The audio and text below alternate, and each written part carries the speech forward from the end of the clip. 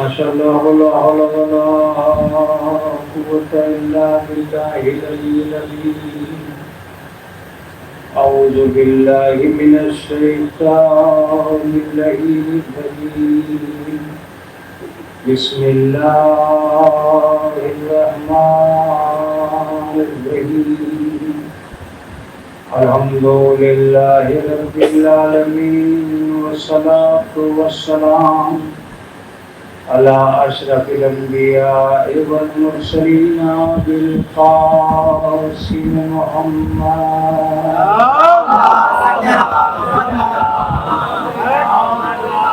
والصلاة والسلام على أهل بيته الطيبين الطاهرين المعصومين المظلومين المنتجبين المنتخبين أما بعد فقد قال الله تعالى وتبارك في كتابه المحكم وختامه المتقن وقوله أحسن بسم الله الرحمن الرحيم والعصر إن الإنسان لفي خسر إلا الذين آمنوا وعملوا الصالحات صلوات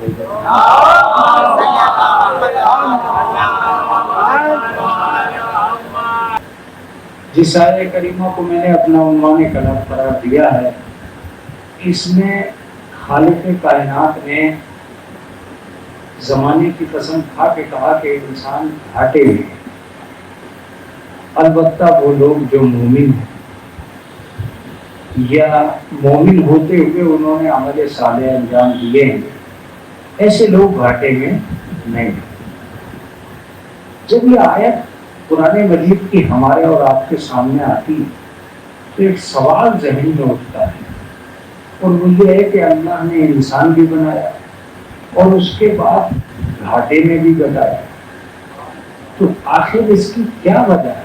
یا تو انسان ہی نہ بناتا یا پھر گھاٹے میں نہ بتاتا، تو کوئی نہ کوئی وجہ تو ایسی ضرور ہے جو اس نے بنایا بھی اور اس کے بعد گھاٹے کا اعلان بھی کیا، جبکہ یہ ایک عین حقیقت ہے کہ انسان کو اللہ نے اس کائنات میں ساری مخلوق جتنی بھی پیدا کی ہے ان سب سے بہتر بنایا، اور اس کا اعلان خود قرآن میں کیا کہ اِنَّا خَلَقْنَا الْإِنسَانَ فِي أَحْسَنِ تَقْوِيمٍ، ہم نے انسان کو مخلوقات کی دنیا میں سب سے بہتر بنایا، تو جسے سب سے بہتر بنایا تھا اسی کو گھاٹے میں بتایا۔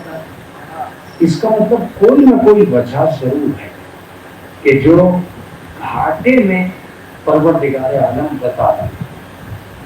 وجہ کیا ہے؟ تو اللہ نے وجہ بھی سامنے رکھ دی، اِلَّا الَّذِينَ آمَنُوا، وہ فائدے میں ہیں جو صاحب ایمان ہے۔ اب آیت کو پڑھنے میں مزہ آئے گا کہ انسان ہونا اور ہے، صاحب ایمان ہونا اور ہے۔ ظاہر سی بات ہے، جب تک ہم اس بارے میں کوشش کرتے رہیں گے کہ ہم انسان بنیں، ہم گھاٹے میں رہیں، بڑے انسان بنیں، اونچے انسان بنیں، اچھے انسان بنیں، بڑھیا انسان بنیں، تگڑے انسان بنیں، مضبوط انسان بنیں، جب تک ہم انسانیت کے آنگن میں گھومتے رہیں گے ہمارا گھاٹا پکا رہے گا، لیکن جب انسانیت سے قدم آگے بڑھا کر ایمان کے دائرے میں آ جائیں گے یہ نقصان ختم ہو جائے گا، فائدہ شروع ہو جائے گا۔ فائدہ شروع ہو جائے گا کہ اب صاحب یہ انسان ہی نہیں ہے بلکہ صاحب ایمان۔ اس کی وجہ کیا ہے؟ اس کی وجہ ایک ہے کہ انسان تو سب ہے، صاحب ایمان سب نہیں ہے۔ اس کا مطلب انسان کی برادری نہیں ہوتی، صاحب ایمان کی برادری ہوتی۔ انسان کون ہے؟ جو خود کی نگاہ میں اونچا ہو۔ ایمان، صاحب ایمان کون ہے؟ جو خدا کی نگاہ میں اونچا ہو۔ اللہ نے اسے فائدے میں نہیں بتایا جو خود کی نگاہ میں اونچا تھا، اللہ نے اسے فائدے میں بتایا جو خدا کی نگاہ میں اونچا تھا۔ اب یہ بڑا عجیب و غریب معاملہ ہے جسے میں آپ کی خدمت میں عرض کر رہا ہوں کہ انسان کو دائرے سے نکلنا ہوگا اور صاحب ایمان بننا پڑے گا. جب تک وہ انسان کے لیے کوشش کرتا رہے گا گھاٹے میں رہے گا. جس دن وہ ایمان کے لیے کوشش کرنے لگا وہ فائدے میں آ جائے. اب ایک سوال اور اٹھے گا کہ اس آیت کو ذرا ادھر سے اور ادھر سے پڑھ کے دیکھیے تو آپ کو پتا چلے گا کہ یہ آیت چاروں طرف سے ہمیں سکھاتی ہے کہ جیا کیسے جاتا ہے اور زندہ کیسے رہا ہے. ایک لفظ ہے انسان، دوسرا لفظ ہے ایمان اور تیسرا لفظ ہے عمل صالح. اب اس کو آپ پڑھیے کہ انسان بیکار ہے بغیر ایمان کی، ایمان بیکار ہے بغیر عمل کی. ادھر سے آپ نے پڑھ لیا انسان بیکار ہے بغیر ایمان کے، ایمان بیکار ہے بغیر عمل کے. اب اسے یوں پڑھیے کہ عمل بیکار ہے بغیر ایمان کے، ایمان بیکار ہے بغیر اچھے انسان کے. وہ مومن بھی تو بہت اچھا نہیں ہے، جو بہت اچھا انسان نہیں ہے. اگر بہت اچھا انسان نہیں ہے تو مومن ہی کیا ہے؟ تو پہلے انسان بننا، پھر صاحب ایمان بننا، پھر صاحب ایمان بن کے عمل کرنا. نہ خالی انسان بننے سے کچھ ہونے والا ہے، نہ خالی صاحب ایمان بننے سے کچھ ہونے والا ہے، اور نہ ہی خالی عمل کرنے سے کچھ ہونے والا ہے. اب میں اس کو اگر یہی گھماتا رہوں، ایک صلوات پڑھ دے محمد اگر میں اس کو یہی گھماتا رہوں، یہ قبلہ و کعبہ دیکھیے میری وجہ سے ہے. اتفاقاً میں نے انہیں فون کر دیا تھا تو آج انہوں نے کہا کہ چلیے ملاقات کرتے. ایک صلوات پڑھ دے محمد. تو میں نے جو آپ کی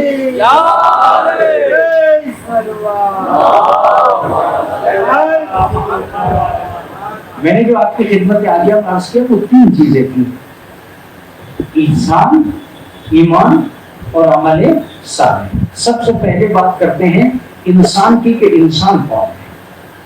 تو اگر آپ نے انحصار رکھ دیا صرف اسی بات پر کہ 2 ہاتھ، 2 پیر، 2 کان، 2 آنکھ، 1 زبان، کچھ بال اور کچھ ہاتھ، اس کا نام انسان ہے، تو یہ آپ کو بہت ساروں میں ملے گا، بہت ساروں میں ملے گا. پھر اس میں کوئی کمی نہیں رہ جائے گی کہ انسان کی یہ تعریف، میں سمجھتا ہوں کہ یہ تعریف انسان کی ہے ہی نہیں، یہ تعریف جسم کی ہے، انسان کی نہیں. یہ تعریف جسم کی ہوئی ہے، انسان کی نہیں ہوئی ہے. اب انسان کسے کہتے ہیں مولانا؟ انسان نام ہے انسانیت کا، آدمی نام ہے آدمیت کا. وہ انسان انسان نہیں ہے جس میں انسانیت نہ ہو، وہ آدمی آدمی نہیں ہے جس میں آدمیت نہ ہو، وہ مسلمان مسلمان نہیں ہے جس میں اسلام نہ ہو، وہ شیعہ شیعہ نہیں ہے جس میں شیعیت نہ ہو. کہنے کو آپ کہتے رہیے، کہنے سے کیا ہوتا ہے؟ کہنے سے تو کچھ نہیں ہوتا کہ صاحب وہ انسان کا مطلب نہیں. یہ جو تعریف آپ نے کی ہے یہ تعریف انسان کی ہے ہی نہیں. 2 آدمی ہیں، دونوں کے دونوں جی رہے ہیں، 60 سال تک جیے. ایک 60 سال کے بعد مر گیا اور ذکر کے قابل نہیں رہا، اور میر علی صاحب تک بلائے نہیں جاتے. مرزا دبیر کو آج تک فراموش نہیں کیا جا رہا. کیا مرزا دبیر 500 سال کے تھے؟ کیا 800 سال کے تھے؟ اس کا مطلب یہ ہے کہ آدمی کا جسم انسان نہیں ہے، اس کا علم انسان ہے.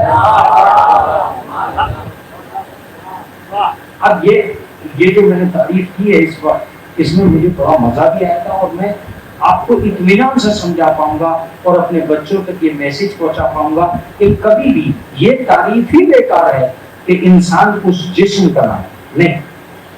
جسم کا نام انسان نہیں. انسان مضمر ہے علم میں، تو جسم کو انسان نہیں کہتے، علم کو انسان کہتے ہیں. اب یہ مت دیکھنا کہ دولت میں کون زیادہ ہے، یہ ضرور دیکھنا کہ فضیلت میں کون زیادہ ہے. جملہ ہے یہ قرآن۔ اب یہ مت دیکھنا کہ دولت میں کون زیادہ ہے، یہ ضرور دیکھنا کہ فضیلت میں کون زیادہ ہے، یہ مت دیکھنا کہ بازار میں کون اچھا ہے، یہ ضرور دیکھنا کہ کردار میں کون اچھا ہے۔ وہ تو بچے رہے کہ ایک ایک لفظ پر، اور اسی ایک ایک لفظ میں سب کچھ ہے، میں اس سب کچھ کو سمیٹ رہا ہوں۔ یہ مت دیکھنا کہ مال میں کون اچھا ہے، یہ ضرور دیکھنا کہ اعمال میں کون اچھا ہے۔ اس لیے کہ انسان ان چیزوں سے تعبیر نہیں ہے جسے ہم نے انسان مان لیا، جسے ہم نے انسان مان لیا ان چیزوں سے انسان تعبیر نہیں ہے۔ اب کن چیزوں سے تعبیر ہے بولا؟ تو میں نے بتایا کہ یہ جسم ہے جسے آپ انسان کہہ رہے ہو، یہ جسم ہے اور اس کے علاوہ کچھ نہیں ہے۔ جسم میں انسان مجمر نہیں ہے، جسم کو سہارا بنایا گیا ہے اس انسانیت کا جس کے ذریعے سے آپ اس پوری کائنات پہ چھا سکتے ہیں۔ اب چاہے تو آپ گھر میں بند ہو جائیں، چاہے تو آپ قبیلوں میں مشہور ہو جائیں، چاہے تو آپ اپنے آپ میں لگ جائیں، چاہے تو آپ سماج میں لگ جائیں، چاہے تو آپ خود میں رہ جائیں، چاہے تو آپ خدا میں رہ جائیں، یہ آپ کی اپنی مرضی ہوگی۔ اگر آپ کی اپنی مرضی ہے تو آپ کی اپنی دنیا ہے، اپنے بچوں ہی کو پالنے میں لگے رہو یا پوری دنیا کو سنبھالنے میں لگے رہو، تمہارا اپنا منظر ہے، تم میں کتنی وسعت پائی جاتی ہے۔ اللہ نے کسی طرح بھی انسان کو محدود نہیں بنایا ہے۔ وَلَقَدْ كَرَّمْنَا بَنِي آدم، ہم نے آدم کے سر پہ تاج کرامت رکھا ہے۔ اس کا مطلب یہ کہ سب سے زیادہ بزرگ اس کو ہونا چاہیے۔ میں ایک لفظ کہا کرتا ہوں کہ جب آدمی طبیعت میں الجھتا ہے ترقی بند ہو جاتی ہے، جب شریعت میں قدم رکھ دیتا ہے ترقی شروع ہو جاتی ہے۔ اس نے خود کو بند کیا ہے، خواہشات کے قلعے میں محصور ہو کر یہ اپنا نقصان خود کر رہا ہے۔ اگر یہ چاہتا تو اس کو بلندیاں مل سکتی تھی، کس راستے سے مل سکتی تھی وہ راستے بھی میں بتاؤں گا، بس تھوڑی سی دیر اس میں ہو رہی ہے کہ میں پہلے انسان کو سمجھا لوں کہ انسان کیا ہے اور کتنا اونچا ہو سکتا ہے انسان۔ ایک لفظ آپ کی خدمت میں عرض کرنا چاہتا ہوں کہ ایک آدمی تھا جو ایک بادشاہ کو ہاتھ دکھا رہا تھا، ایک بادشاہ تھا جو فقیر کو ہاتھ دکھا رہا تھا کہ میری لکیر میں کیا ہے، میرے ہاتھوں کی لکیر میں کیا ہے، کیا کر رہا تھا وہ؟ بادشاہ ہو کر لکیر میں مقدر تلاش کر رہا تھا۔ متوجہ رہیے گا، ظاہر سی بات ہے جس نے لکیر اتنی اچھی بنائی ہے اس نے پورا وجود کتنا اچھا بنایا ہے۔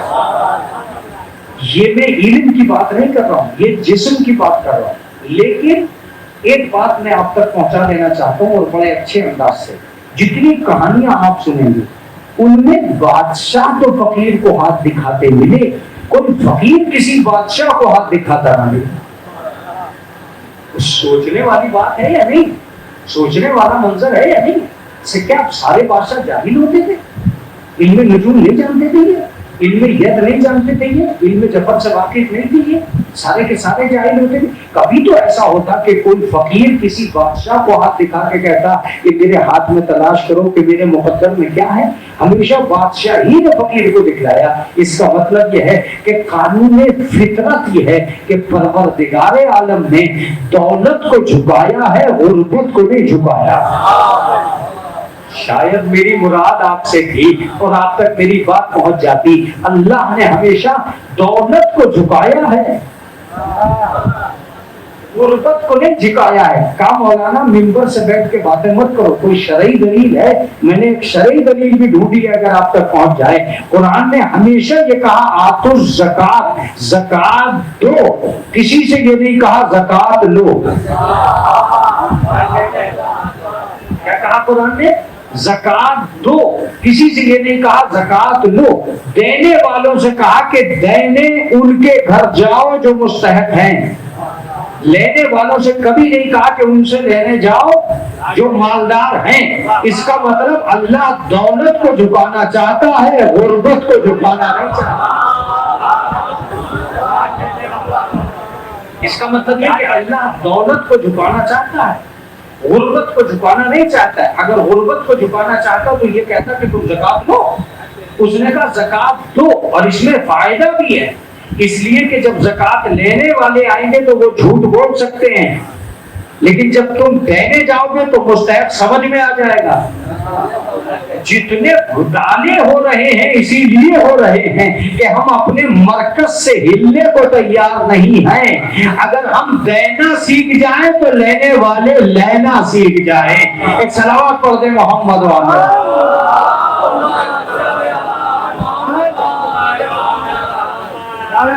یہ بات کلیئر ہوگا.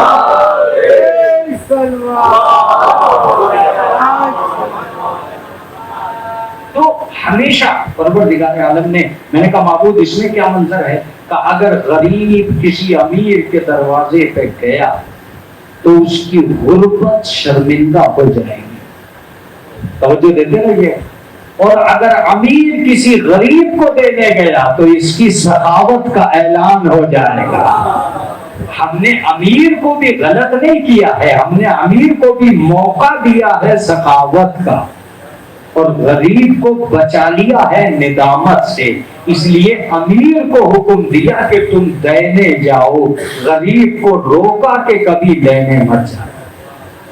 یہ ایک وجہ تھی. تو میں کیا کہہ رہا تھا کہ ایک چھوٹی سی لکیر میں اگر اتنے بڑے کرشمے پائے جاتے ہیں کہ لوگ مقدر ڈھونڈ رہے ہوتے ہیں, تو آدمی کو سوچنا چاہیے کہ پورا وجود کس قدر عظیم بنایا گیا ہوگا اور اللہ نے کس قدر محترم بنایا ہوگا.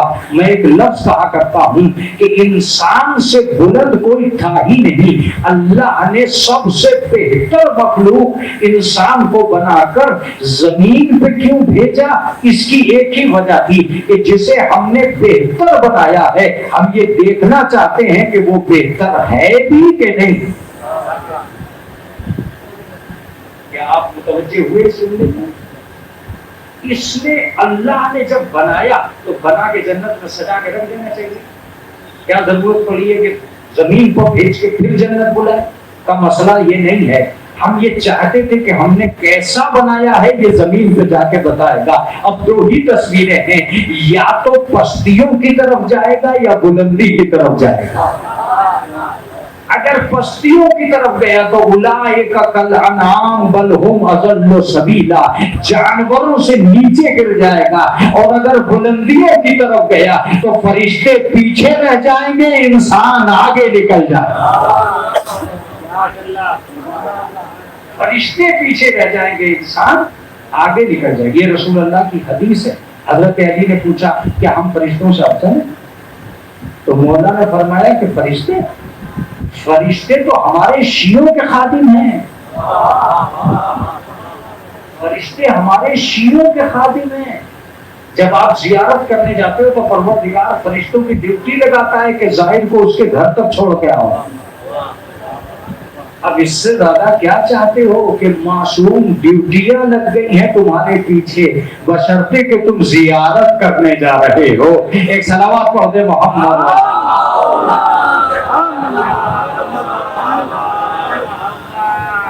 کتنی جگہوں پر میں دکھا سکتا ہوں کہ فرشتے خدام شیعہ ہوتے ہیں, لیکن میری بحث چونکہ یہ نہیں ہے, میری بحث صرف انسان پر بحث چل رہی تھی کہ انسان کتنا بلند ہے, کتنا افضل ہے, کتنا بہتر ہے, کتنا عمدہ ہے. اس کی کوئی حد ہے نہ انتہا. لیکن ایک لفظ تو کہنے کو دل چاہتا ہے کہ پروردگارا جس انسان کو اتنا بہتر بنایا تھا اس کو تم نے خسارے میں کیوں قرار دے دیا کہ اب تم سنبھالو, اور اگر یہ مجلس سنبھلی تو یہی سنبھلے گی, اگر نہیں سنبھلی تو برسات کی نظر ہو جائے گی. مجھے بھی کچھ نہیں ہے, میں بھی کل جونپور میں 10,000 20,000 کے مجمع میں ہوں گا اور جا کے پڑھوں گا. مجمع بدلتے ہیں, ذاکر بدلتے ہیں, حالات ایسے ہی چلتے رہتے ہیں. برسات اپنی جگہ, حالات اپنی جگہ. ایک کلمہ پڑھ محمد. ہم بھی عادی ہو گئے, آپ بھی عادی ہو گئے. کوئی پھٹکار کے جا رہا ہے, کوئی چھٹکار کے جا رہا ہے, کوئی للکار کے جا رہا ہے, کوئی تمہیں دیندار بنا کے جا رہا ہے, کوئی عزادار بنا کے جا رہا ہے, کوئی مولائی بنا کے جا رہا ہے, کوئی ملنگ بنا کے جا رہا ہے, کوئی ملنگ بنا کے جا رہا ہے. آنے والے آتے ہیں کہ تم بھی سوچتے ہو کہ کچھ کو نعرے لگا کے خوش کر دیا، کچھ کو واہ واہ کہہ کے خوش کر دیا، کچھ کو سبحان اللہ کر کے خوش کر دیا. تمہیں بھی طریقے آ گئے ہیں کہ مولوی ذرا چارج ہو جائے تو ہم چلیں. میں لفظ کہہ دوں، اگر انہیں پڑھنا آتا ہے تو تمہیں سننا بھی آتا ہے. ایک سلامت پڑھتے محمد. تو جیسا ماحول ہے ویسا معاملہ. بہت ساری مجالس میں تو پبلک آدھا گھنٹے سے زیادہ شریک ہی نہیں ہوتی، صرف آدھا گھنٹہ. وہ سمجھ جاتی ہے کہ مولوی اب کہاں پہنچا ہوگا. آدھا گھنٹہ آئے، سلام کیا، اوکے خدا حافظ، بائے بائے، اب کچھ نہیں ہے. کیوں؟ اس لیے کہ وہ بھی عادی ہو گئے. ہر روز ایک ہی جیسا ماحول آپ کے سامنے ہوتا ہے. اس لیے میں یہ عرض کر رہا ہوں کہ اگر آپ نے اس جگہ پہ، اس نہج پر تھوڑا سا بھی غور کر لیا کہ پروردگار عالم نے انسان سے ایک خطاب کیا، سب سے اچھا بنایا، کرمنا بنی آدم، ہم نے تمہارے سر پر تاج کرامت خود رکھا. اب اگر یہ لفظ گم ہوا تو میں خیبر بھی پڑھ سکتا ہوں، خندق بھی پڑھ سکتا ہوں، اور اگر لفظ نہیں گم ہوا تو میں اس سے تھوڑا سا آگے بڑھ سکتا ہوں. اللہ نے آواز دی، ہم نے تمہیں اچھے سے اچھا بنایا ہے. بنانا ہمارا کام تھا، بنے رہنا تمہارا کام. میں نے کہا تھا کہ پوری مجلس منحصر ہے اسی بات میں. اچھا بنانا ہمارا کام ہے، اچھا بنے رہنا تمہارا کام ہے. تمہاری ڈیوٹی ہے کہ گھر سے نکلو تو انسان بن کر، گھر میں داخل ہو تو انسان بن کر. یہ قرآنی تفسیر ہے جسے میں اردو میں کر رہا ہوں. عربی میں کرتا تو بہت اچھی لگتی، لیکن اردو میں کر رہا ہوں اس لیے کہ اردو جلدی پہنچ جائے گی آپ کے اور میرے درمیان میں. قرآنی تفسیر ہے، اس پہ مجھ پہ الزام مت دیجیے گا اور کلپ بنا کر مولوی کو بدنام نہ کر دیجیے گا. لیکن میں جو لفظ کہہ رہا ہوں اس کا میں ذمہ دار ہوں. پروردگار نے کہا کہ راستے میں کہیں ہرس مل جائے تو لومڑی مت بن جانا، مکاری گلے لگ جائے تو گیدڑ مت بن جانا. اب اگر لفظی کمزور پڑ رہے ہیں تو بات دوسری ہے، ورنہ برسات سے مجلس کو نکل جانا چاہیے تھا. تھوڑی سی طاقت آنے پہ درندہ مت بن جانا،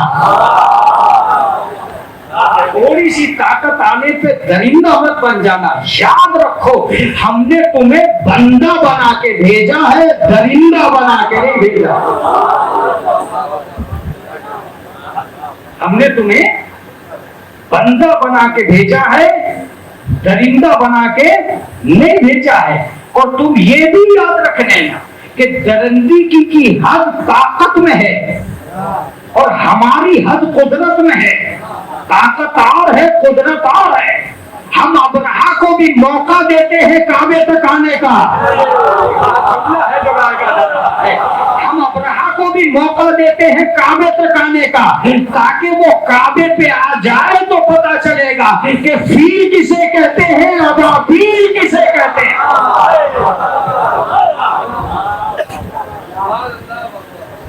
ایسا نہیں ہے کہ تم ہمارے وسعت اختیار سے باہر نکل جاؤ گے یا ہمارے دستے اختیار سے تم آگے نکل جاؤ گے. تمہاری طاقت بس اتنی ہے کہ تم آگ بھڑکانا جانتے ہو. ہم بھڑکی ہوئی آگ میں ابراہیم کو بچانا جانتے ہیں. جملہ ہے یہ خدا کے قسم. ہم بھڑکی ہوئی آگ میں ابراہیم کو بچانا جانتے ہیں. جب ہم کچلنے پہ آ جاتے ہیں تو ابابیل کے کنکروں سے فیل کو بھوسا بنا دیتے ہیں. ابابیل کے پنجوں کے کنکروں سے فیل کو بھوسا بنا دیتے ہیں. یہ تو پھر بھی کمزور پرندہ ہے، طاقتور نہیں ہے. ذرا سوچو، جب پنجوں کے کنکر کا یہ حال ہے تو علی کے ہاتھوں کی ذوالفقار کا کیا حال ہے؟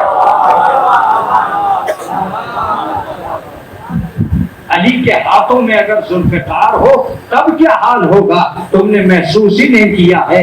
ہم جسے چاہیں جب چاہیں طاقتور بنا دیں. کیا جملہ تھا یہ، کیا جملہ تھا یہ خدا کی قسم. جسے چاہیں جب چاہے طاقتور بناتے، کمزور تھے ابابی، ہماری قدرت نے انہیں طاقتور بنایا ہے۔ لہذا یہ مت دیکھنا کہ علی اصغر کمزور ذات کا نام ہے، یہ دیکھنا کہ قدرت اس کے ساتھ ہے۔ 6 مہینے کا بچہ اتنا طاقتور ہو سکتا ہے کہ لشکر پر بھاری پڑ جائے۔ میں ایک لفظ کہہ کر بات کو یہاں تمام کر دوں۔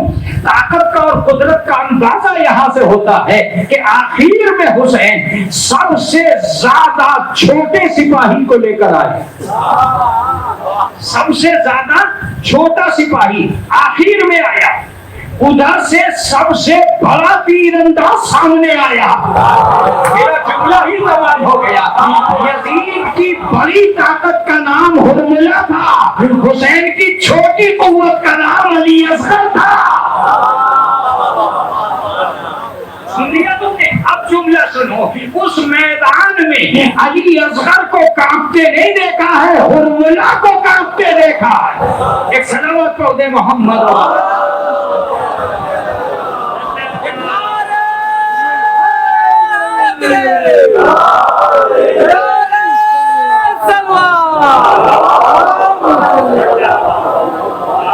یاد رکھنا، ہم نے تمہیں انسان بنایا ہے، تمہارا کارنامہ ہے انسان بنے۔ اگر تم انسان نہیں بنے رہنا چاہتے ہو تو تمہاری اپنی مرضی ہے، لیکن اگر ہم نے انسان بنایا ہے تو پہلے انسانیت کی تعریف سیکھو، پھر اس کے بعد قدم آگے بڑھاؤ کہ انسان کسے کہتے ہیں۔ انسان میں اگر انسانیت کا اظہار نہیں ہے تو وہ کسی بھی طرح انسان نہیں ہے، ہر موقع پر کچھ نہ کچھ بن سکتا ہے۔ اب دوسرا لفظ جس کا نام ہے ایمان۔ ایمان کسے کہتے ہیں مولانا؟ یہ بڑا جھگڑا ہے کہ ہر آدمی کلمہ پڑھتے ہی مسلمان ہے اور ہر آدمی مجلس کرتے ہی مومن ہے، لیکن کہیں نہ کہیں تعریف تو کرنا پڑے گی کہ مومن کسے کہتے ہیں اور مسلم کسے کہتے ہیں۔ تو کلمہ پڑھتے ہی اگر مسلمان ہو گیا تو اسے نماز پڑھنے کی ضرورت نہیں تھی، اسے جنت مل جانی چاہیے تھی، اسے جنت مل جانی چاہیے تھی، اس لیے کہ یہ جب مسلمان ہی کو جنت ملنا ہے تو اسے جیسے ہی کلمہ پڑھا تھا اسے ملنی چاہیے تھی، لیکن پروردگار نے کہا مسلمان ہونا کافی نہیں ہے، مسلمان بنے رہنا کافی ہے۔ عزیزوں متوجہ رہیے گا، ایک مسلمان ہے کلمہ پڑھنے کا نام، لیکن مسلمان روزانہ مسلمان رہا کہ نہیں رہا، یہ بات نماز بتائے گی کہ صبح میں یہ مسلمان تھا یا نہیں تھا، دوپہر میں یہ مسلمان تھا یا نہیں تھا، شام میں یہ مسلمان تھا یا نہیں تھا۔ اگر وہ نماز نہیں پڑھ رہا ہے تو اس کا مطلب یہ ہے کہ کلمے کا مسلمان ہے، روز کا مسلمان نہیں ہے۔ روزانہ کے مسلمان کی گارنٹی کیا ہے؟ روزانہ کے مسلمان کی گارنٹی یہ ہے کہ وہ اسلام کے پرتی عمل کرے۔ اگر اسلام کے مطابق عمل نہیں کر رہا ہے تو وہ نام کا مسلمان ہے، کام کا مسلمان نہیں۔ اب ایک لفظ ایمان، ایمان کسے کہتے ہیں مولانا؟ ایمان نام ہے اس بات سے اعتقاد رکھنا کہ یہ چیز ہے، اللہ ہے یہ ایمان ہے، رسول اللہ ہیں یہ ایمان ہے، قرآن اللہ کی کتاب ہے یہ ایمان ہے۔ لیکن اگر خالی ایمان سے کام چل رہا ہوتا تو اللہ عمل صالح کی قید ہی نہیں لگاتا۔ اس کا مطلب ان چیزوں کا جاننا ایمان ہے، ان پر عمل کرنا عمل ہے۔ محمد سلطان تم اس بات کو سمجھا نہیں پائے، شور مچا کے رہے۔ ایک سلوات پڑھو محمد والا۔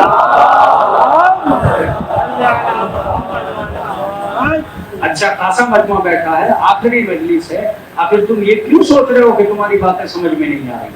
ہو سکتا ہے کہ سمجھ میں آ رہی ہوں، لیکن اب تک مجھے یقین نہیں آیا کہ کتنے % سمجھ میں آ رہی ہیں۔ متوجہ رہیے گا۔ چلیے میں یہاں سے اپنی مجلس کی طرف نکل جاؤں گا جہاں میں داد لے سکتا ہوں اور لینے کی کوشش کروں گا، لیکن میں اس بات کو بیان ضرور کروں گا۔ ایمان نام ہے جاننے کا، ماننے کا، عمل نام ہے اس کے مطابق عمل کرنے کا۔ قرآن اللہ کی کتاب ہے، یہ ہے ایمان، پڑھنا ہے عمل۔ متوجہ رہیے گا، متوجہ رہیے گا۔ مجلس حسین ثواب کی جگہ ہے، یہ ہے ایمان، صابر بننا یہ ہے عمل۔ توجہ دیجیے گا، بہت توجہ دیجیے گا۔ عزادار بننا ایمان ہے، دیندار بننا عمل ہے۔ ایک سلام پڑھتے محمد علیہ۔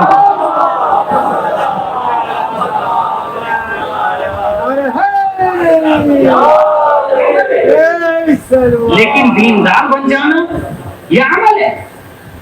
آپ عزادار بن گئے، ایمان ہے آپ کا، آپ کو بننا ہی تھا۔ بازا تو مجلس نہ کرا کے بھی مومن ہے، بازا تو زندگی بھر نیاز کھا کے ہی مومن ہے کہ نہیں ہے؟ بازے نے کبھی تبرک بانٹا ہی نہیں، لے کے ہی مومن ہے۔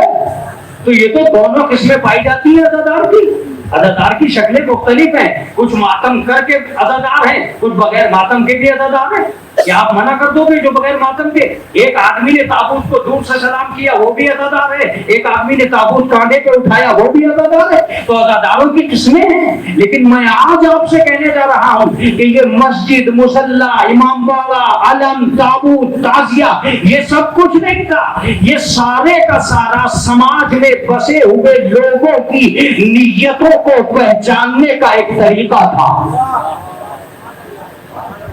مت بولو مگر میں تو پڑھوں گا۔ یہ نیتوں کو پہچاننے کا طریقہ تھا۔ کون ڈھونڈے گا کہ اس بستی میں اچھے لوگ کہاں رہتے ہیں؟ اللہ نے مسجد بنوا دی، یہاں آ جانا،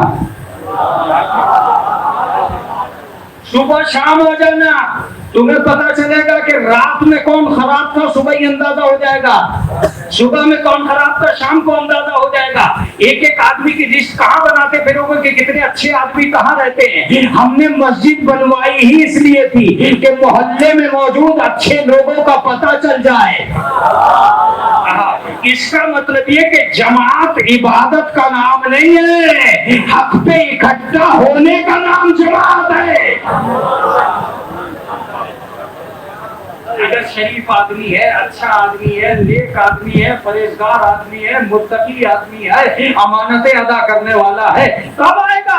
مکار کیوں آنے لگا ہے؟ غدار کیوں آنے لگا ہے؟ دوسروں کو دھوکہ دینے والا کیوں آنے لگا ہے؟ جھوٹ بولنے والا کیوں آنے لگا ہے؟ یہ امانتیں تھی، یہ مسجد پہچان تھی، یہ امام باڑہ پہچان ہے۔ یزیدی تو نہیں آ کے بیٹھیں گے، غلام مزاج تو مجلس میں نہیں آئے گا، عمر صاحب کی صفت کا آدمی تو مجلس میں نہیں آئے گا۔ مجلس میں وہ آئیں گے جو حر کا مزاج رکھتے ہوں گے، جو حبیب ابن مظاہر کا مزاج رکھتے ہوں گے، جو زہیر ابن قین کا مزاج رکھتے ہوں گے، جو امام حسین کا مزاج رکھتے ہوں گے۔ یہاں علی اکبر کے لوگ آئیں گے اور کوئی نہیں آئے گا۔ اس کا مطلب یہ کہ مجلس حسین پہچان تھی کہ اچھے لوگ کہاں رہتے ہیں، اچھے لوگ کہاں رہتے ہیں۔ میرا جملہ سنیے گا، ہم نے عزاداری دیندار بنانے کے لیے کی ہے، بے دین بنانے کے لیے عزاداری نہیں کی ہے۔ آپ کو میں یقین دلانا چاہتا ہوں، اور اس جملے میں اگر آپ نہیں بولے تو ایک ذاکر کا خون ہو جائے گا۔ آل محمد کے 200 سال کے عرصے میں کبھی بھی ایسا نہیں ہوا کہ آل محمد نے کسی بے دین کو اپنا دوست بتایا ہو۔ جملہ ہے جو میرا آپ تک پہنچنا چاہیے تھا۔ نہ علی نے کسی بے دین کو گلے لگایا، نہ فاطمہ نے کسی جھوٹے کی بیعت کی۔ اسی لیے امام حسین نے کہا تھا کہ مجھ جیسا اس جیسے کی بیعت کیا کرے گا، مجھ جیسا پرہیزگار اس جیسے بدکار کی بیعت کیسے کرے گا۔ ایک صلوات پڑھ دے محمد والا۔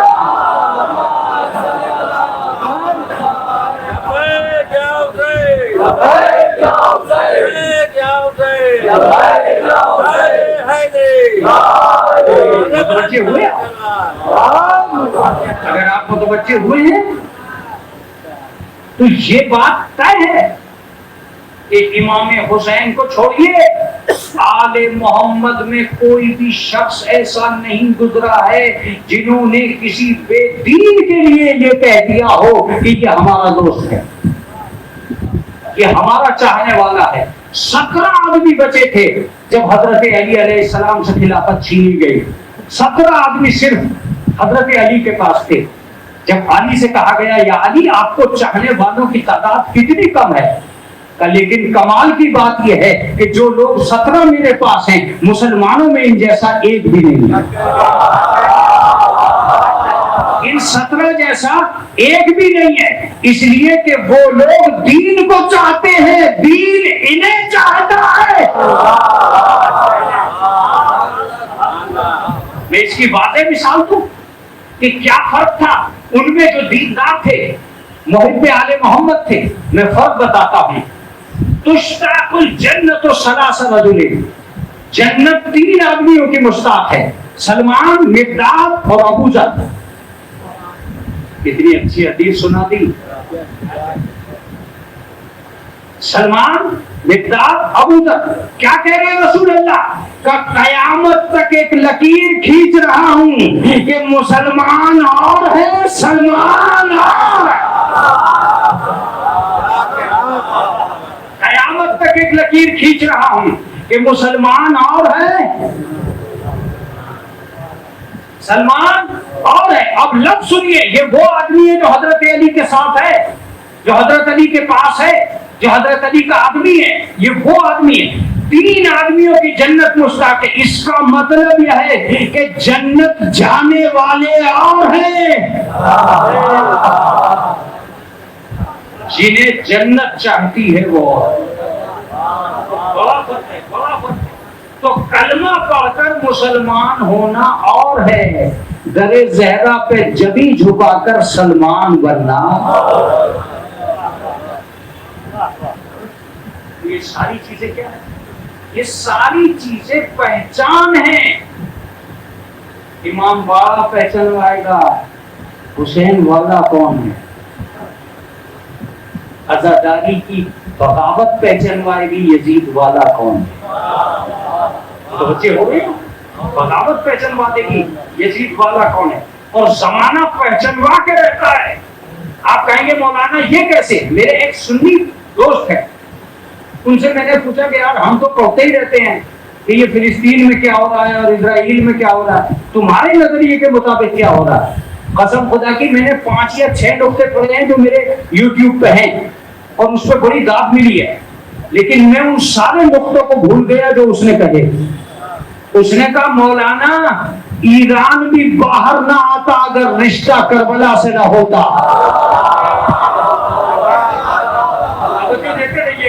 ایران بھی باہر نہ ہوتا اگر رشتہ، یاد ہے بول رہے ہیں، رات تو سناٹے میں نہیں ڈال رہی ہے، تھک تو نہیں گئے ہیں؟ اگر تھک نہیں گئے تو 4-5 جملے سنیں، 4-5 جملے سنیں۔ کہا مولانا ایران بھی باہر نہ آتا اگر کربلا نہ ہوتا۔ دوسرا جملہ کہتا ہے کہ ایران نے کربلا کو زمین پہ اتارا ہے۔ میں نے کہا وہ کیسے اتارا ہے؟ تو کل تک لوگ پوچھتے تھے کہ اکیلا حسین کیوں کربلا گیا، ہم سب سوچتے ہیں کہ اکیلا ایران کیوں فلسطین گیا۔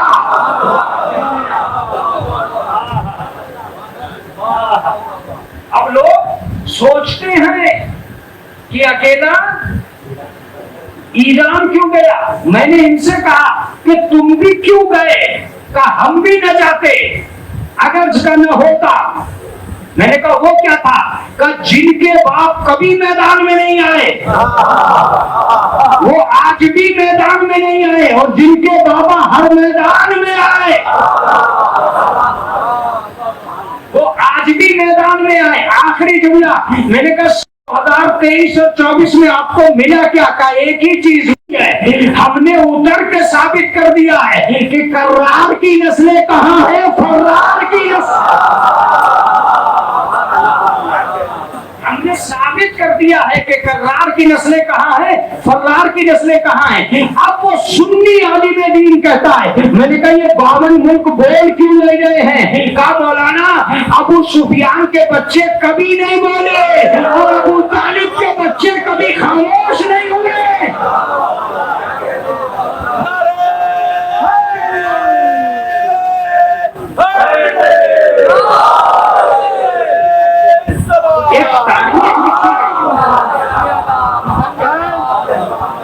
ایک تاریخ لکھی گئی ہے حقیقت کی, ایک تنویر بنائی گئی ہے حقیقت کی. اس کا مطلب یہ ہے کہ یہ دنیا پہچان کر رہتی ہے کہ کون کیا کیسا.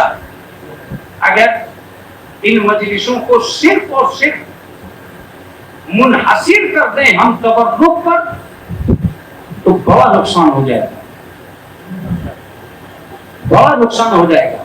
اس لیے کہ اصل مجلس تبرک میں نہیں ہے, اصل مجلس تبرک سے پہلے ہے. سوال یہ نہیں ہے کہ جسم کو کیا ملا, سوال یہ ہے کہ علم کو کیا ملا. توجہ دیجیے گا, سوال یہ نہیں ہے کہ صورت کون دکھا کے آیا ہے, سوال یہ ہے کہ سیرت کون لے کے آیا. میں مجلس میں آنے کو کمال نہیں سمجھتا ہوں, مجلس کو گھر لے جانے کو کمال سمجھتا ہوں. چونکہ اعلان یہ نہیں ہوا تھا کہ تمہیں تبرک ملے گا, اعلان یہ ہوا تھا کہ ثواب دارین ملے گا. اب میری بات آپ تک نہیں پہنچ رہی ہے. اعلان یہ نہیں ہوا تھا کہ تبرک ملے گا, اعلان یہ ہوا تھا کہ ثواب دارین ملے گا. تو جو چیز گھر تک جانی چاہیے اس کا نام ثواب ہے. ثواب کسے کہتے ہیں؟ ثواب نام ہے انسانیت کی بدلی ہوئی تصویر کا. نماز پڑھی, ثواب میں کیا ملا؟ اچھائی. حج کیا, ثواب میں کیا ملا؟ گناہوں کی صفائی, گناہ ختم ہو گئے.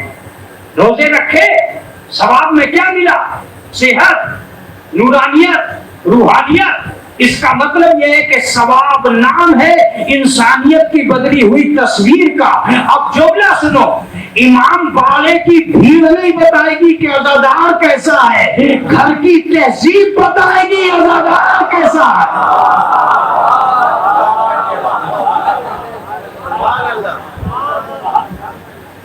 گھر کی تہذیب بتائے گی عزادار کیسا ہے. کیونکہ وہ جو ثواب دارین مسجد سے اٹھ کے گیا ہے نا, وہ گھر میں جا کے چمکے گا. اس کا اثر بیوی پہ پڑے گا, اس کا اثر بچوں پہ پڑے گا. میں ایک لفظ کہوں تو یادگار لفظ ہونا چاہیے. انسان میں کب پتا چلے گا کہ حسین آ گئے؟ مجلسیں تو 10 سال سے کر رہے ہیں, 20 سال سے کر رہے ہیں. یہ کیسے پتا چلے کہ حسین آ گئے؟ ماتم کرنا اور ہے, دل میں حسین کا بسانا اور ہے. لیجئے اب جب اسی پہ آ گئی ہے تو اسی پہ چلتی رہے گی, متوجہ رہیے گا. 2 لفظ ہیں آقا, ایک آدمی کا مجلس تک آنا ہے, دوسرا حسین تک جانا ہے. اب آپ کی خاموشی مجھے تعجب میں ڈال رہی ہے. ایک آدمی کا مسجد تک آنا اور ہے, خدا تک جانا. بہت سے لوگ مسجد تک آئے, خدا تک نہ جا سکے, اور بہت سے لوگ مجلس تک آئے اور حسین تک نہ جا سکے. اگر مسجد میں جانے والے سارے خدا تک پہنچ گئے ہوتے تو آتنکوادی کہاں سے آتے, اور اگر مجلس میں جانے والے سارے حسین تک پہنچ گئے ہوتے تو فسادی کہاں سے آتے. تمہیں یاد آیا کہ میرا یہ جملہ یوٹیوب پہ ہے, ایک سلوات پڑھے محمد والے محمد. تمہیں یاد آ گیا. اس کے بعد کے میرے جملے یہ ہیں کہ انجمن کا جھگڑا, نوئے خانی کا جھگڑا ہے, یہ کہاں سے آ رہے ہیں؟ یہ تو عزادار ہیں. عزادار کوئی لڑتے ہیں کیا؟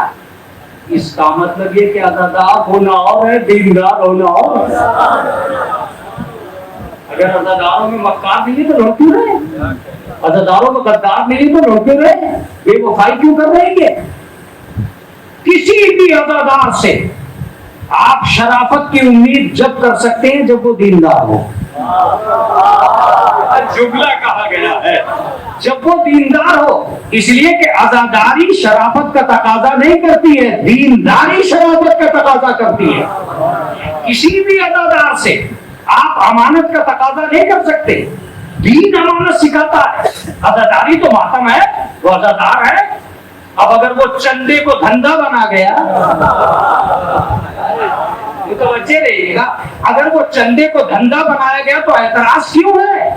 اس لیے کہ جو آدمی صرف ماتم کر کے عزادار بن سکتا تھا وہ عزادار تو بنا, مگر چندے کو کھا کے دیندار نہ بنا.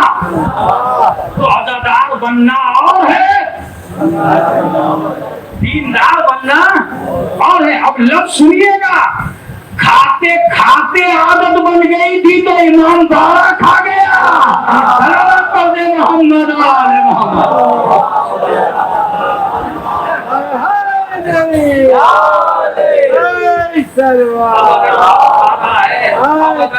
امام باڑا کھا رہا ہے, اب اگر دکان کھا رہا ہے, اب اگر غریبوں کا مال کھا رہا ہے, اب اگر یتیموں کو ڈھکو سے جا رہا ہے تو تعجب کیوں ہو رہا ہے؟ کیوں تعجب ہو رہا ہے؟ تعجب اس لیے ہو رہا ہے کہ اگر دیندار ہوتا تو یہ حال نہ ہوتا ہے. ایک مکار بھی ماتم کر رہا, ایک غدار بھی ماتم کر رہا, ایک گالی دینے والا بھی ماتم کر رہا, ایک گٹکا کھانے والا بھی ماتم کر رہا. تو سب کو عزادار کہہ دیا تم نے. دیکھیے جو جتنا کام کر رہا ہے اس کو ثواب بھی اتنا ہی مل رہا ہے. آپ نماز پڑھ کے نمازی بنیں گے, حاجی تو نہیں بنیں گے. جملہ ہی بہت زبردست ہے. آپ نماز پڑھ کے نمازی بنے, حاجی نہیں بنے. آپ مجلس کر کے عزادار بنے ہیں, دیندار نہیں بنے. ایک سلام پڑھ دے محمد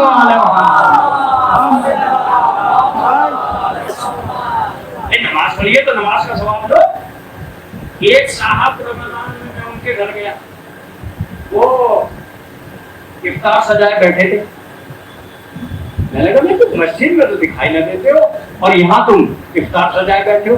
تو آپ نے سارے گھر سے کیا رکھا ہے, افطار ضرور تیار کرنا. اگر روزے نہیں رکھے تو کیا افطار بھی چھوڑ دیں؟ دین جب اپنی اصلی شکل سے نیچے آ جاتا ہے تو طبیعت کا نام مذہب بن جاتا ہے. جملہ ہے میرا خدا کا. دین جب اصلی شکل سے نیچے آ جاتا ہے تو طبیعت کا نام مذہب بن جاتا ہے. یہی وجہ تو ہے کہ اب طبیعت ہی ہے جس سے سارے عزادار گھبرائے ہوئے ہیں. سارے عزادار گھبرائے ہوئے ہیں. وہ ایسا تابوت لایا, ہم ایسا تابوت لائیں گے. اس نے بنی اسد کا قافلہ بنایا, ہم امام زین العابدین ہی بنا دے رہے ہیں. اگر پابندی شریعت کی ہوگی تو سب رکتا چلا جائے گا, اگر مسئلہ طبیعت کا ہوگا تو سب بڑھتا چلا جائے گا. ایک صلوات پڑھ دے محمد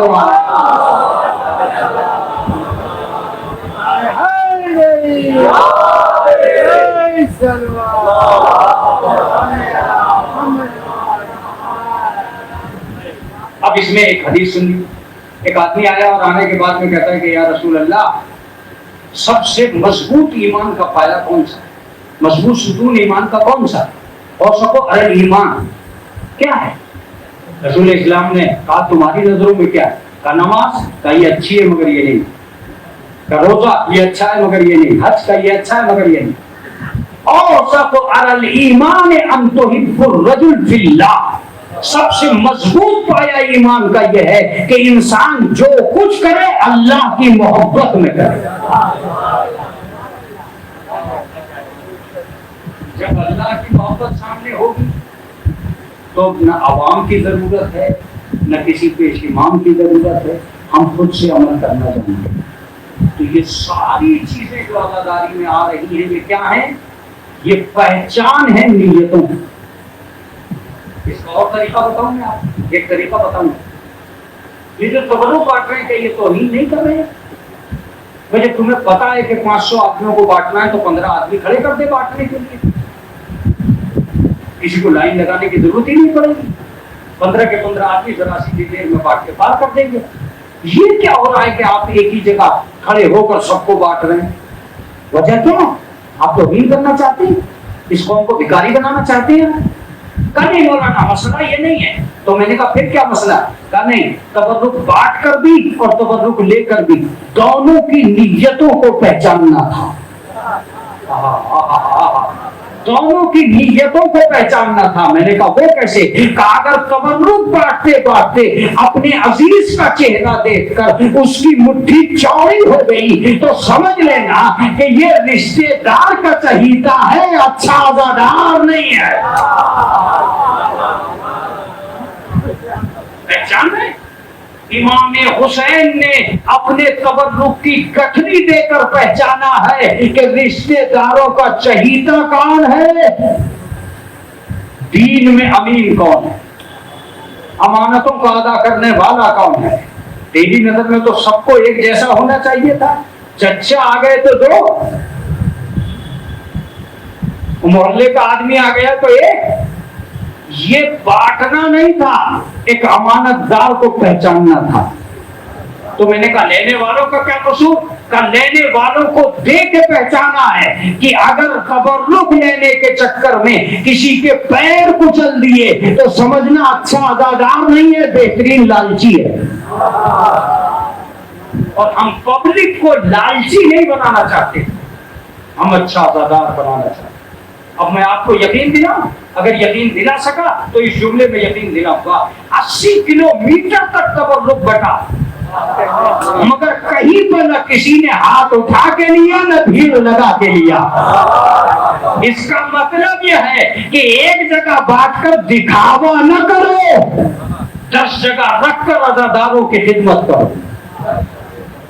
10 جگہ رکھ دو، عزادار خود اٹھا لیں گے، اٹھاتے ہی پتہ چل جائے گا یہ لالچی کتنا ہے. اب میں بتاؤں بھیڑ کیوں لگتی ہے؟ بھیڑ تبرک کے پانے کے چکر میں نہیں لگتی، جھولوں میں لے جانے کے چکر میں لگتی ہے. ایک صلوات پڑھتے محمد وعلى محمد. یہ جو 80 کلومیٹر تک سب لوگ لائن لگا کے نہیں لیتے، بھیڑ لگا کے نہیں دیتے، وجہ یہ ہے کہ وہ لے جانے کے چکر میں نہیں ہے. تو تبرک کے چکر میں جتنا ضرورت ہے اتنا کھائے آگے چل گئے. اور ہم 8 شیٹ مال کھا جائے گا ایک آدمی، 3 شیٹ مال کھا جائے گا ایک آدمی، جھولے میں لے کے جا رہا ہے. 9 تبرک بیٹھ رہے ہیں ایک مجلس میں اور 9 کے 9 کو لے رہا ہے. کیوں دے رہا بھائی 9 کے 9؟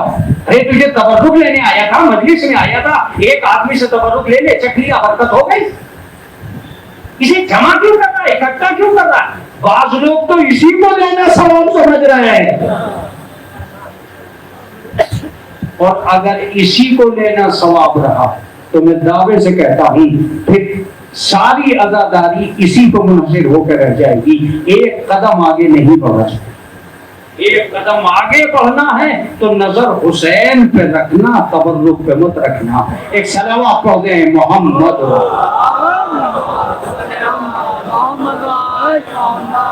یہ باتیں میں کس لیے کہتا ہوں؟ یہ باتیں میں اس لیے کہتا ہوں کہ میرا بچہ ہوشیار رہے کہ فی زمانہ بہت ساری چیزیں دین کے اندر بھی ایسی ہو سکتی ہے جو اس کی نیت کو بے دینی کی طرف رجحان دلا. مثال کے طور پر ایک بچے نے ڈبل تبرک لینے کے چکر میں اپنے پہلے تبرک کو چھپایا، دوسرے ہاتھ سے دوسرا تبرک لیا. اگر یہ سیرت پروان چڑھ گئی تو ایک بے ایمان جوان ہوگا، ایک دیندار جوان نہیں ہوگا. لہذا اسے کسی نہ کسی طرح روکنا ہوگا کہ بیٹے ایمانداری سے تبرک لینا ثواب ہے، بے ایمانی سے ڈبل بنا لینا ثواب نہیں. ہمیں روکنا پڑے گا، اس لیے کہ ہمیں اس بچے کو جوان نہیں ہونے دینا ہے جو چھوٹے سے تبرک کے اوپر بے ایمانی کے اوپر تل رہا ہے. اس لیے کہ اگر یہ طبیعت جوان ہوئی تو آگے چل کر خطرات ہوں گے. ظاہر سی بات ہے اگر آپ کی نظر میں ڈبل لینا ثواب ہے تو ساری گٹھری کو ایک ہی آدمی چھین کے لے جائے، اس سے بڑا ثواب کس کا؟ ایک صلوات پڑھ دے محمد وعلى. اس سے بڑا ثواب تو کسی کا بھی نہیں ہو سکتا. اس کا مطلب یہ کہ یہ ساری چیزیں پہچان. علم सजा हुआ है। आप चूमिए, एक आदमी ने नहीं चूमा, एक ने चूमा, एक ने नहीं चूमा, दोनों आपकी निगाहों में बराबर है? नहीं, दोनों की नीयत पहचानी गई। ये कितना है और ये कितना है, खुदा की कसम, ये कितना है और ये कितना है, दोनों पहचाने गए। अलम का ना कुछ बिगड़ा, ना अलम का कुछ नुकसान हुआ। अलम तो नस्बी इसलिए किया गया था कि एक पहचान बनानी है कि गद्दार कौन है, वफादार कौन है। यही वजह है कि बुजुर्गों ने हमसे कहा था कि जब अलम लेके चलना तो मातमी दस्ते के आगे लेके चलना, ताकि दुनिया को पता चले ये गद्दारों की कौम नहीं आ रही है, ये वफादारों की काम आ रही है। आज भी जब अलम निकलता है तो दो नस्लों का पता देता है। कुछ वो हैं जो अलम देखते ही फौरन बाहर आ जाते हैं कि हम जियारत करेंगे, और कुछ वो हैं जो अलम देखते ही दरवाजा बंद करके अंदर चले जाते हैं। अलम एक निकला है, नस्लें दो पहचानी गई हैं। वफादार कहाँ रहते हैं, गद्दार कहाँ रहते हैं। एक सलावत को दे मोहम्मद।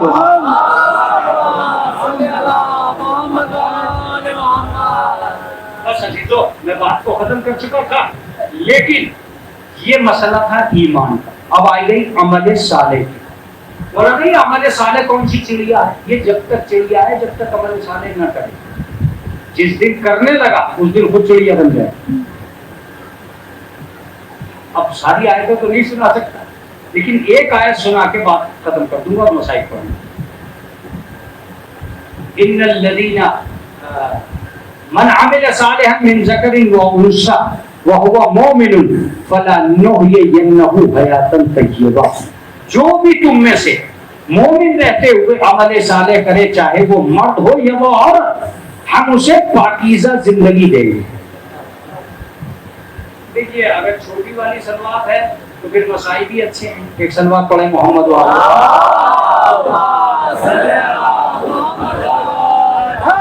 क्या कहा गया?